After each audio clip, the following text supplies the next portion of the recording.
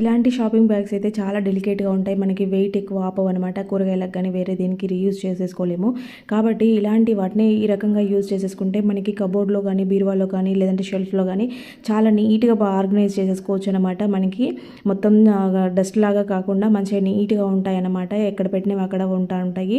ఇవి బట్టలకనే కాదు, మనం ఏ ఐటమ్స్ అయినా కూడా మంచిగా స్టోర్ చేసుకోవచ్చు. దుమ్ము పట్టకుండా ఉంటాయి. అలాగే గజిబిజి గందరగోళం అవ్వకుండా ఎక్కడ పడితే అక్కడ పడిపోకుండా ఉంటాయి. ఇక్కడ నేను వీడియోలో చూపిస్తున్న విధంగా ఫోల్డ్ చేసేసుకొని వీటిని ఇలాగా రివర్స్లోకి తీసేయాలన్నమాట. ఇప్పుడు ఇక్కడ చూపిస్తున్న విధంగా ఎట్లయితే చూపిస్తున్నానో అలాగే మిడిల్లోకి 2 మడతలుగా మడిచి కింద చిన్న మడత ఉంటుంది కదా, దాన్ని ఇలా ఫోల్డ్ చేసేసుకోవాలి. ఇప్పుడు దీన్ని ఓపెన్ చేసి చూస్తే ఇలాగా రెడీ అవుతుందన్నమాట. దీంట్లోకి మనకు స్టిఫ్గా ఉండాలి అని అంటే ఏవైనా పేపర్ కానీ లేదంటే కార్డ్బోర్డ్ కానీ ఏదైనా ఉంటే ఇలా పెట్టేసుకున్నారంటే స్టిఫ్గా నిలబడుతుంది. దీంట్లో మనము ఇన్నర్స్, పెట్టికోట్స్, పిల్లలవి కానీ కర్చీఫ్స్ కానీ అన్ని రకాలుగా మల్టీపర్పస్గా యూజ్ చేసుకోవచ్చు. వీడియో నచ్చితే ప్లీజ్ లైక్ చేయండి.